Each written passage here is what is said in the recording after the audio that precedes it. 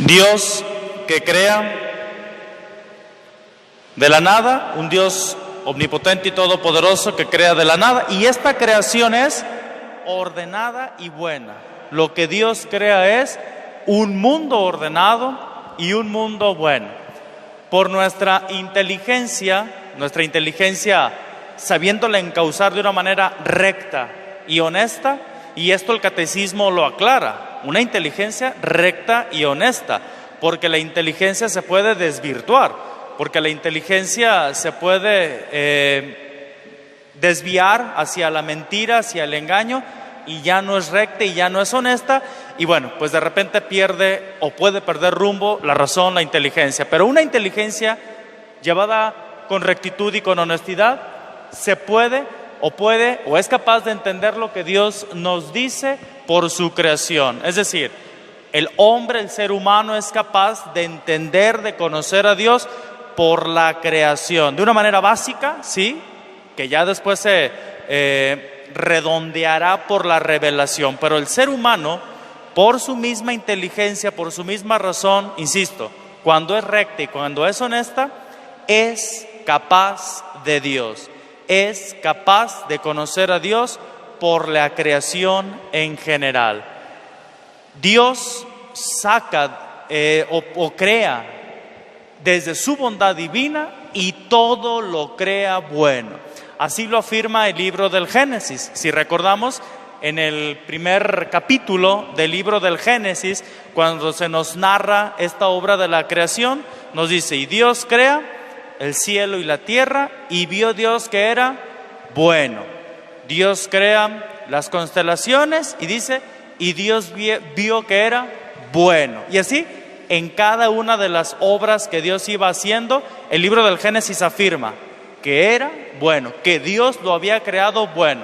Y cuando llega al ser humano, Dios también dice, Dios lo creó bueno, muy bueno. ¿Qué nos quiere dar a entender este texto, hermanos, del libro del Génesis? Pues que Dios, que es bondad infinita, Dios que es omnipotente, todopoderoso, Dios hace una creación buena y ordenada. Y si nos fijamos, hermanos, en nuestro entorno, en el universo, pues nos podemos percatar de esto. Inclusive la ciencia nos puede ayudar y es un auxilio, sin duda alguna, tremendo y muy importante para darnos cuenta de esto, del orden que guarda no solamente nuestro mundo, sino el universo entero, para que nosotros podamos tener vida, para que nuestro planeta como tal pueda ser como lo conocemos, gracias a este Dios que lo ha creado, ordenado y bueno. Simplemente echémonos un vistazo, hermanos, a nosotros, es decir, a nuestro organismo, a lo que somos como personas. Todos nuestros órganos, todas nuestras partes de seres humanos, todo lo que somos, ¿cómo está todo tan ordenado, hermanos? Que increíblemente trabaja nuestro organismo con una exactitud que ni el mejor reloj suizo puede funcionar tan exacto como funciona nuestro organismo, nuestras partes vitales, y que de repente cuando algo comienza a fallar, el cuerpo nos avisa, el cuerpo nos da ciertos síntomas. ¿Por qué? Porque precisamente nosotros y la creación en general tiene esta peculiaridad del orden y de la bondad con lo que Dios lo ha hecho. La creación, hermanos, la creación es querida por Dios como un don dirigido al hombre. Este punto también bien interesante, es decir, todo lo que Dios crea, el mundo como tal, el universo como tal, lo crea como un don dirigido al ser humano. En la narración de la creación que nos proporciona el libro del Génesis, que por cierto son dos distintas, en el primer capítulo del libro, en los primeros capítulos del libro del Génesis, nos menciona siempre al ser humano como la corona, como la cereza del pastel, digámoslo así, de esta creación que Dios va haciendo. En estas dos narraciones que nos proporciona el Génesis, en ambas se nos relata que es el ser humano como el príncipe, como aquel al que Dios dirige toda su creación, como un don, como un regalo. Ya en lo sucesivo iremos un poquito redundando en esto, pero sí vale la pena también mencionar que se refiere este don a un regalo como administrador. Es decir, Dios da la creación al ser humano para que administre, no para que sea dueño y destructor. No, Dios da al ser humano el don de la creación para que la administre adecuadamente para su salvación y para conocer a Dios. El hombre pues debe defender y cuidar dicha creación, lo que ya mencionábamos. El hecho de que el ser humano sea el príncipe, digámoslo así, de la creación, la cereza del pastel de todo lo creado, no significa que eso le da derecho de acabar o de destruir. No, es el administrador, y un administrador cuida y organiza bien lo que ha recibido. Bueno, pues esa es la tarea que menciona el libro del Génesis y que es una realidad, hermanos. El ser humano es administrador de la creación. De ahí que esta bondad que Dios ha tenido, con la que Dios ha creado, pues también es la bondad de la cual participa el ser humano y bondad de la cual el hombre tiene que cuidar. Avanzamos un paso adelante. Dios es infinitamente más grande que todas sus obras. Dios trasciende la creación, pero está presente en ella.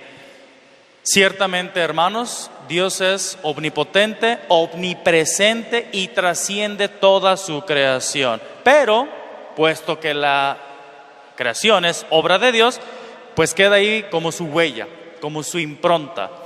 Es como, por poner un ejemplo, cuando un artista plástico, no sé, alguien que hace una pintura, alguien que hace una escultura, pues es conocido por su obra, de tal manera que alguien, sin ver la firma del autor, simplemente con ver la pintura o la escultura puede decir, esta pintura es de fulanito, esta escultura es de sutanito. ¿Por qué? Por la obra que nos da a conocer al autor. De esta manera, Dios así, hermanos, con la creación, Dios deja su impronta de omnipotencia en la creación entera, y esto nos da a entender que la creación nos revela, nos refleja a un Dios todopoderoso, pero también Dios que está trascendiendo todo. Esto lo puntualiza el catecismo también para no caer en una especie como de panteísmo, es decir, todo es Dios. No, nuestra fe, y el catecismo, repito, lo puntualiza, no va en ese sentido. No es decir todo es Dios, no. Dios, ya lo decíamos desde semanas atrás, es uno en tres personas distintas. La creación es una obra de Dios. No es que Dios esté, no es que todo sea Dios, no, sino sería una especie de panteísmo, cosa que, repito, no está de acuerdo a nuestra fe. Dios está presente en su obra, ¿por qué? Porque Él es el autor de la obra. Así como, repito, un artista plástico puede hacerse presente en una pintura, en una escultura, sin necesidad de ver la firma del autor. Pero también Dios está presente en ella, claro que sí, como lo diría San Agustín. Dice San Agustín, Dios está por encima de lo más alto que hay en mí y está en lo más hondo de mi intimidad. Esto es el Dios omnipotente y el Dios omnipresente. Dios que trasciende todo, pero a la vez Dios que está en lo más profundo de mí. Avanzamos. Realizada la creación, otro punto continuo, Dios, una vez que realiza la creación, no abandona. No es, digamos esta palabra, un Dios desobligado. Crea y abandona al azar. No. Dios, una vez que realiza la creación, no abandona su obra, no abandona su criatura. No solo le da el ser, no solo le da el existir, cosa que ya lo veíamos, sino que también mantiene a cada instante ese mismo ser de la creación. Dios que proporciona ese ser a cada instante y le da el obrar y la lleva a su término.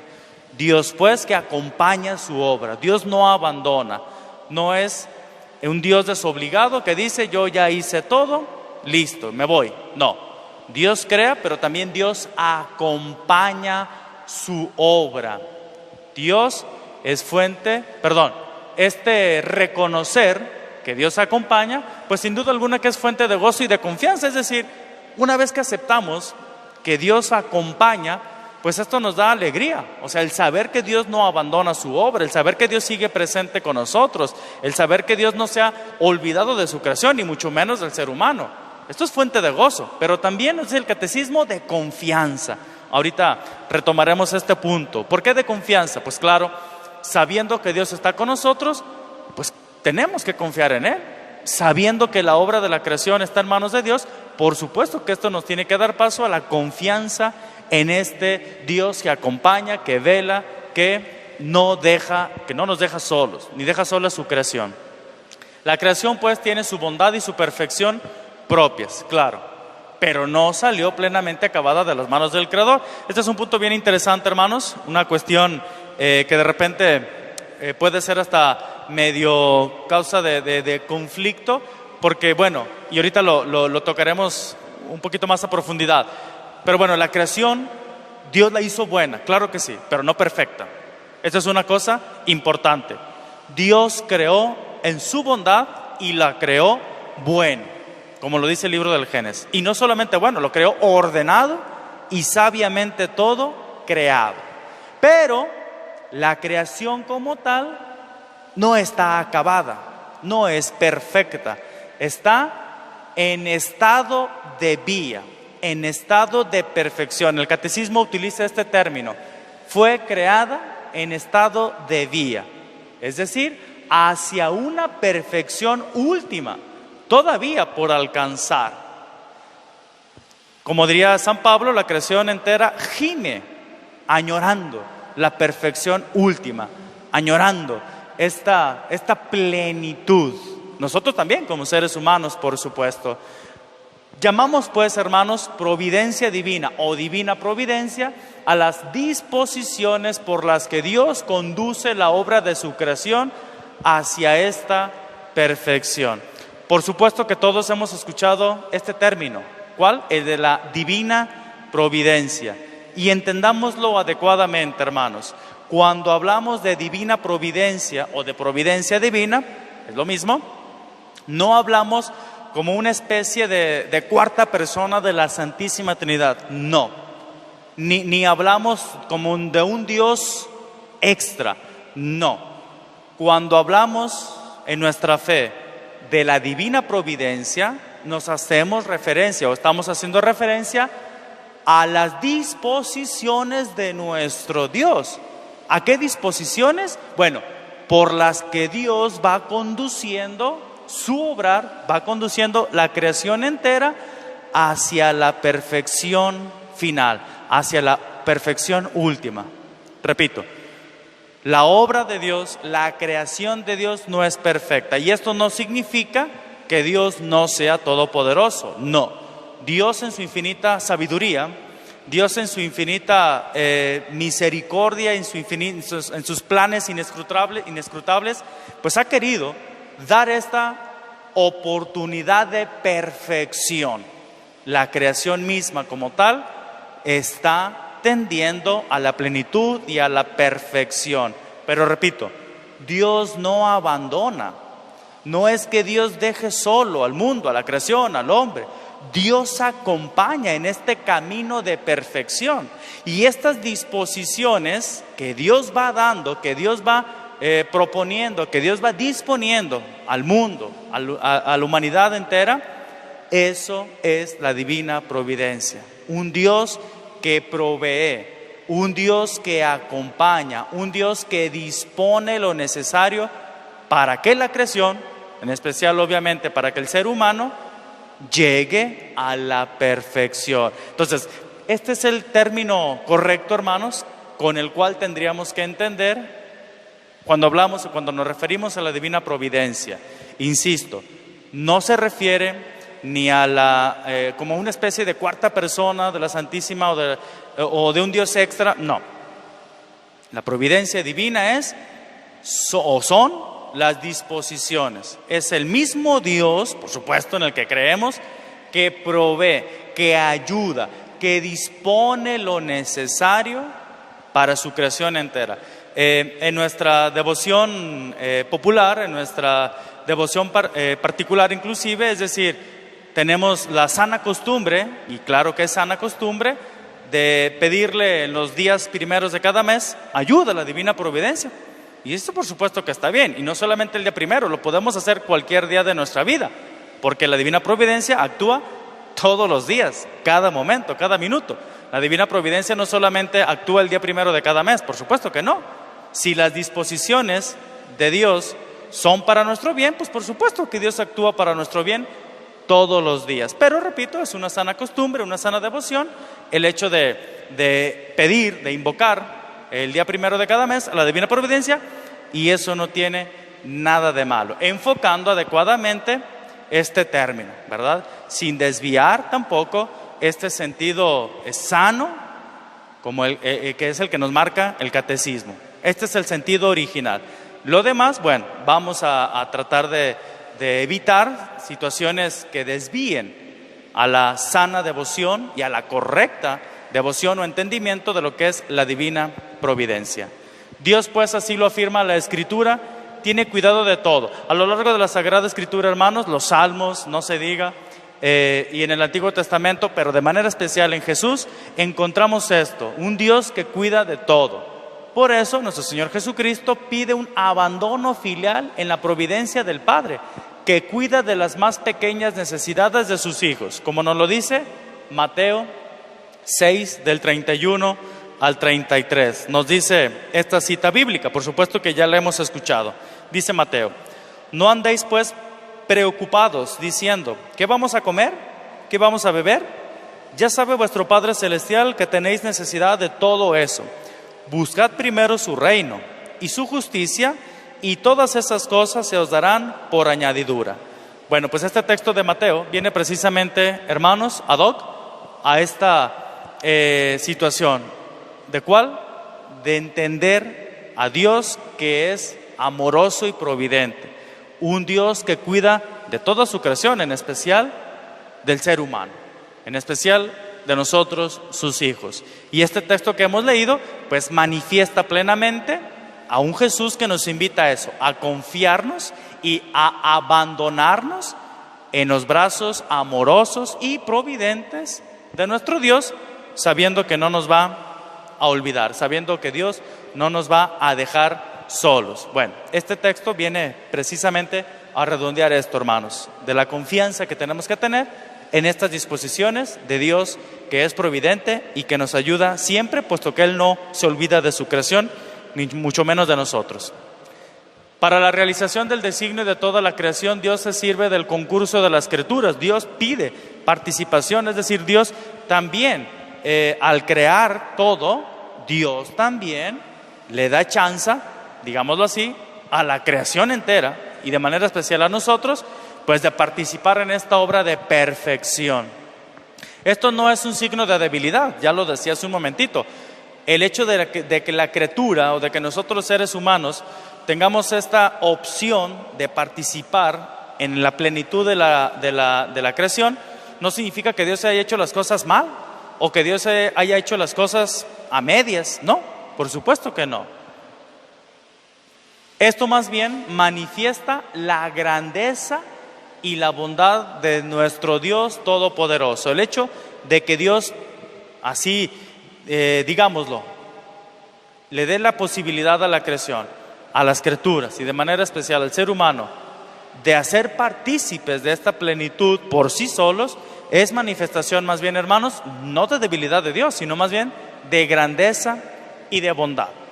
De un Dios infinitamente bueno, infinitamente grande y todopoderoso, que ha tenido a bien esta disposición para toda su creación. Dios, pues, da a las criaturas la dignidad de actuar por sí mismas. En el caso de los hombres, Dios da el poder por causas inteligentes y libres dentro de la creación. Dios ha hecho todo, pues, hermanos, con esta participación, para que la creación participe de esta plenitud. Dicho de otra manera, ni el ser humano, ni la creación como tal, es una especie como de máquina, o una especie como de robot, o una especie, inclusive pensémosle como de Dios como titiritero, ¿verdad? Que va manejando al hombre o que va manejando a la creación así como a su antojo. No. Dios da la participación a la creación entera de actuar. Y más al ser humano, porque el ser humano es el que tiene inteligencia y libertad de actuar en torno a su inteligencia y a su libertad para llegar a esta plenitud. Don maravilloso que tenemos de Dios, la inteligencia y la libertad. Y que en base a esto, hermanos, Dios nos solicita llegar en libertad y en base a nuestra razón a Él. No forzados, no coaccionados, repito, porque no somos ni máquinas programadas ni títeres de Dios. No, somos seres humanos creados en bondad, en libertad por Dios, con inteligencia, con razón, con libertad, y que Dios nos solicita desde ahí, desde nuestra capacidad libre, honesta y recta, llegar a Él. El siguiente punto, hermanos, es un punto que ya un poquito lo anunciábamos hace ratito, en donde podemos preguntarnos lo siguiente, es decir, el punto es la providencia y el escándalo del mal. Y nos podemos preguntar lo siguiente: si Dios ha creado el mundo ordenado y bueno, ya lo decíamos, y Dios tiene el cuidado de sus criaturas, Dios que dispone el bien para sus criaturas, lo decíamos en esta providencia divina. Bueno, entonces, ¿por qué existe el mal? Podemos preguntarnos esto. ¿Por qué de repente vemos pues los huracanes, los terremotos, las situaciones que acontecen en nuestro planeta, en el universo inclusive, y pues que han pasado desde hace pues toda la vida, todos los miles o millones de años que tiene nuestro planeta, y que vemos cómo también existe esta especie como de mal físico, así denominémosle? Bueno, para entender esto, hermanos, hay que entender un conjunto de realidades. Es decir, dar una respuesta simplista sería, creo, muy errónea o muy parca, muy pobre. No, hay que contemplar esto desde el conjunto de nuestra fe, desde el conjunto de la historia de la salvación, es decir, desde la bondad de la creación, desde el drama del pecado, desde el amor paciente de Dios que sale al encuentro del hombre con sus alianzas, desde la encarnación redentora de su Hijo, desde el Espíritu Santo que santifica, después la Iglesia que nos da los sacramentos, y cómo el hombre está invitado libremente a esta bienaventuranza, pero también libremente puede negarse o rechazar. Bueno, partamos aquí, hermanos, de dos términos: un mal físico y un mal moral, que viene precisamente como a cuestionarnos. ¿Por qué si Dios es bueno y la creación es buena como tal y Dios dispone todo para la plenitud, entonces ¿por qué de repente vemos situaciones como de mal físico, por ejemplo, verdad? ¿Y por qué después vemos en nosotros los seres humanos que existe el mal moral? Bueno, esto, hermanos, este mal solamente lo podemos entender desde una vista en conjunto de todos estos aspectos: la bondad con la que Dios ha creado, el pecado en el que el hombre ha caído, la redención que Dios nos ha otorgado en su Hijo Jesucristo, los sacramentos que para nosotros los creyentes son medios de santificación, y después cómo nosotros libremente optamos o rechazamos este plan de salvación que Dios nos da. De ahí en más, si no observamos esta realidad del mal desde aquí, pues probablemente demos respuestas tal vez cercanas, pero tal vez no las más adecuadas a esta realidad que observamos, o podemos dar respuestas como que pobres, o respuestas hasta desviadas de lo que verdaderamente Dios dispone, de lo que verdaderamente acontece. Dios, en su infinita sabiduría y bondad, quiso libremente crear un mundo, ya lo decíamos, en estado de vía, un mundo en estado de perfección, un mundo que tiende a la plenitud, es decir, un mundo que ve o que camina hacia la perfección. El universo entero, la creación entera camina hacia la perfección, por lo que podemos decir que con el bien físico existe también el mal físico, ya lo decíamos. Distingamos este primer mal: Dios que crea la creación buena, pero también junto con esta bondad de la creación existe también una especie de mal físico. ¿A qué nos referimos con el mal físico? ¿O a qué se refiere el catecismo cuando habla de este mal físico? Bueno, que mientras que la creación vaya caminando hacia la perfección, pues el mundo como tal, la creación como tal, ha tenido y va a tener cambios que de repente se identifican o el catecismo lo identifica como con este mal físico. Por ejemplo, pues las distintas etapas que ha pasado nuestro mismo planeta desde que como tal comenzó a existir, pues la extinción de distintos animales que por una razón o por otra, ciertamente no achaquémosle esto a las extinciones del ser humano provocado, por supuesto que no, pero sí distintas extinciones de seres humanos, cambios que el mismo planeta ha tenido. Bueno, por aquí va la situación del mal físico, las mismas situaciones de sismos, de huracanes que por las mismas fuerzas naturales se crean. Bueno, entendamos esto como el mal físico y que, repito, mientras que la creación y el mundo tienden a la perfección, pues está inherente la bondad de la creación con estos, vamos a llamarle males o males físicos, como así los denomina el catecismo, y que van a seguir, sin duda alguna, van a seguir hasta llegar a la plenitud de los tiempos. Es decir, el mundo como tal va a seguir teniendo sismos, va a seguir teniendo huracanes, va a seguir teniendo ciertas destrucciones, pues que como tal no se pueden evitar dentro de este mal que va inherente a la bondad hasta llegar a la perfección. Asemejémoslo un poquito a nosotros, hermanos. Ya después ahorita hablaremos eso, pero asemejémoslo a nosotros. Es decir, como en nosotros también, diría San Pablo, queremos hacer el bien, pero a veces no lo hacemos. A veces más bien hacemos el mal. Va inherente en nosotros, así como va inherente a la creación entera. El hombre, pasando a este siguiente punto, al ser criatura libre e inteligente, debe caminar hacia el fin último, hacia la perfección, por elección libre y amor. Ya lo decíamos también hace un momentito. El ser humano tiene estas capacidades y estos dones: inteligencia y libertad, voluntad. Bueno, pues Dios le pide al ser humano que desde su inteligencia y desde su libertad opte por buscar a Dios. Opte el ser humano libre e inteligentemente desde su razón, desde su voluntad, opte por esta plenitud, opte por ver o gozar de Dios. Pero en esta libertad, pues el hombre puede decir: no quiero. El hombre puede negarse a esta vida plena con Dios. ¿Por qué? Pues porque es la posibilidad que tenemos en nuestra libertad, decirle sí a Dios o decirle no a Dios, en nuestra libertad. De hecho, el hombre un día le dijo no a Dios, así como le podemos decir continuamente no a Dios. Me refiero pues al pecado. Este es el mal moral. Hablábamos hace un ratito del mal físico. Bueno, pues ahora nos hacemos referencia al mal moral. ¿Cuál es? El pecado, en donde el ser humano le dice no a Dios. No quiero obedecerte, no quiero seguir tu plan, no quiero seguir tu proyecto. Prefiero otra cosa, prefiero mis planes, mis proyectos. No quiero tu plan, no quiero tu proyecto.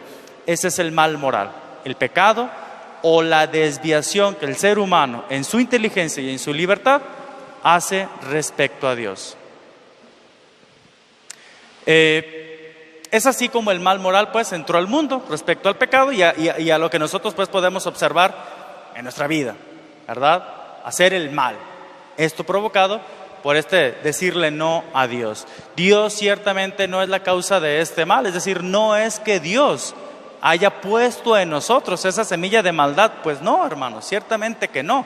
Y nos remontamos a lo que dice el Génesis: Dios lo creó todo bueno. Y lo que hemos venido reflexionando, Dios todo lo creó bueno, el ser humano también. Pero Dios le da un talento, una virtud al ser humano que se llama libertad. Y que cuando el ser humano opta en su libertad por decirle no a Dios, se llena de este mal moral. En lugar de perfeccionarse hacia el bien, se aparta del bien y entonces genera el mal moral. Y de ahí, pues todos los males morales que podamos imaginarnos y que la humanidad ha sido testigo desde que el hombre es hombre, desde que el ser humano es ser humano. Entonces, no es que Dios genere el mal, ni mucho menos que lo quiera. No, ciertamente que no es Dios la causa de este mal. Mas, sin embargo, Dios lo permite respetando la libertad de su criatura y misteriosamente sabe sacar de él el bien.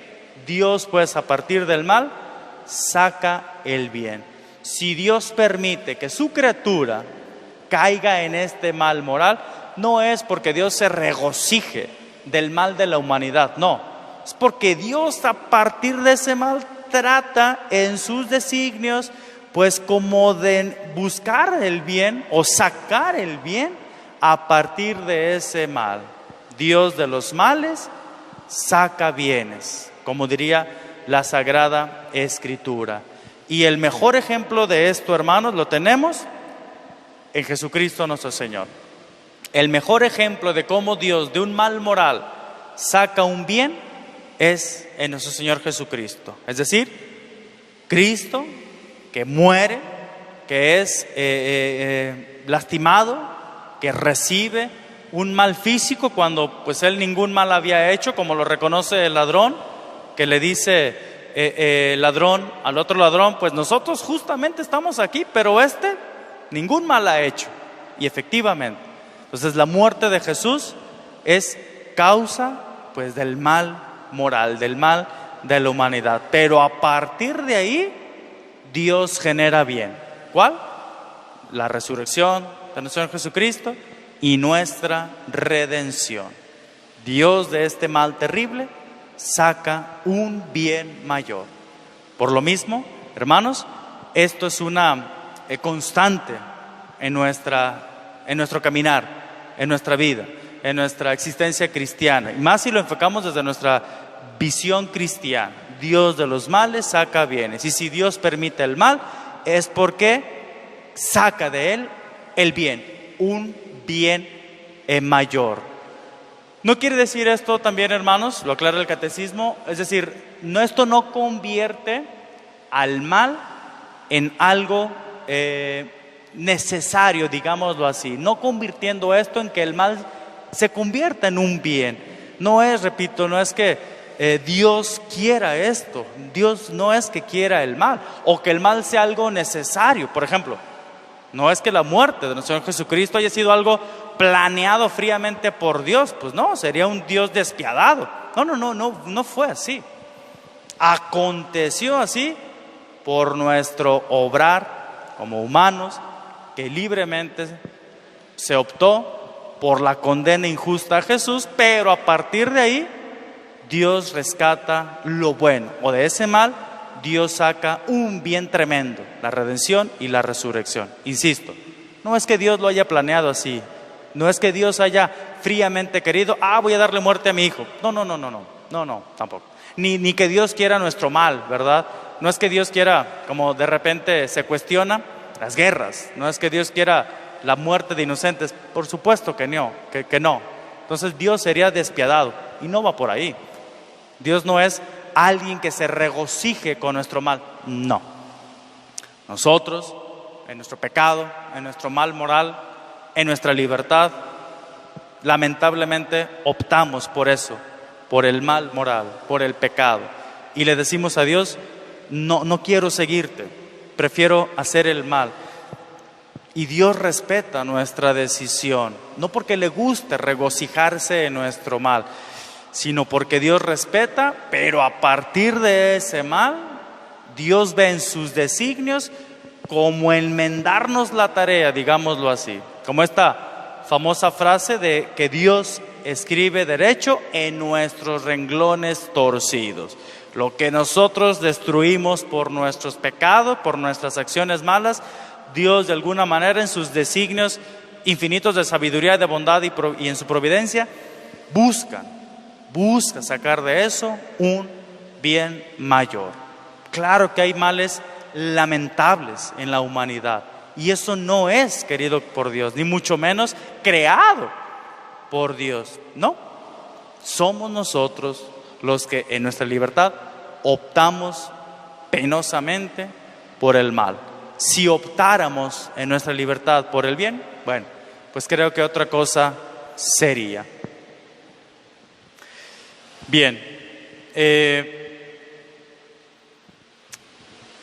Dios pues, o más bien la fe nos da la certeza de que Dios no permitiría el mal si no hiciera salir el bien del mal mismo, por caminos que nosotros solo conoceremos plenamente en la vida eterna, es decir, solo cuando tenga fin nuestro conocimiento parcial. Bueno, a ver, me detengo de nueva cuenta. La fe nos da la certeza, repito este punto, la fe nos da la certeza de que Dios no permitiría el mal si no hiciera salir el bien del mal mismo. Bueno, un poquito redundando en esto, a ver, si hay mal en nuestra vida, en nuestra existencia, en nuestra humanidad, insisto, es porque Dios a partir de ahí quiere generar el bien, no porque Dios permita el mal como tal. Por poner otro ejemplo, junto con lo que ya les decía, cuando se da algún caso extraordinario de alguna posesión demoníaca, no significa que el demonio sea más poderoso que Dios o que las fuerzas malignas tengan más poder que Dios. Claro que no. Si Dios permite esto, en los casos, repito, extraordinarios, es para que a partir de ahí se genere un bien y un bien mayor. Siempre, si Dios, así lo vemos desde la fe, si Dios permite cierto mal es por un bien mayor, para dar un bien mayor. Bueno, mas sin embargo, hermanos, esto pues podrá siempre darnos como que ese conflicto, como que siempre podrá generarnos ese choque, estos cuestionamientos desde la fe. Por supuesto que esto lo tendremos que tener muy claro, pero bueno, pues no nos apartamos del seguir en la pregunta, del seguir en la incertidumbre, del seguir teniendo como que decir, bueno, ¿y por qué esto, por qué aquello?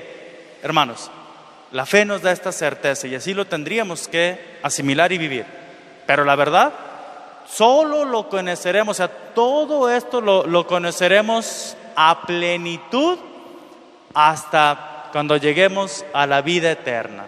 Es decir, solo cuando tenga fin nuestro conocimiento parcial, tengamos en cuenta que ahorita nuestro conocimiento es parcial, no total. Bueno, cuando tenga fin nuestro conocimiento parcial, es decir, cuando veamos a Dios cara a cara, todo entonces sí se nos desvelará completamente. Nos será plenamente conocidos todos los caminos por los cuales, incluso a través de los dramas del mal y del pecado, Dios habrá conducido su creación hasta la plena gloria o hasta la plena bienaventuranza para la cual Dios creó todo, para la cual todo fue creado. Pues esto es otra realidad, hermanos.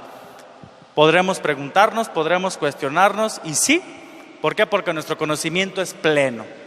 Perdón, porque nuestro conocimiento es parcial, no total. No tenemos plenitud, la verdad, de conocimiento. No.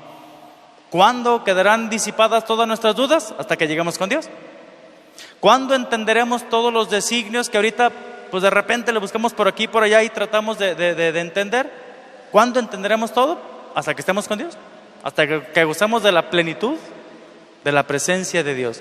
Mientras caminemos en este mundo, hermanos, bueno, algo podremos abonarle a nuestro conocimiento y algo podremos entender desde la fe, sí. Pero la verdad, pues no podremos conocer todos los planes inescrutables de Dios. No podemos conocerlos desde aquí. Sería un error querer entender todo. Pero la fe nos da estas certezas, estos pasos, estas luces, y ojalá que los tomemos. Pero hasta que estemos con Dios, cara a cara, entonces ya entenderemos todo a plenitud.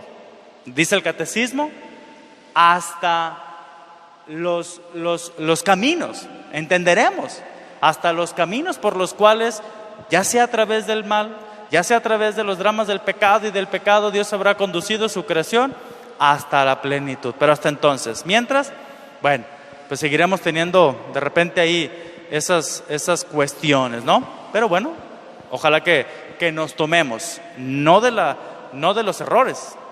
Ojalá que no nos quedemos anclados en el error, ni en los cuestionamientos.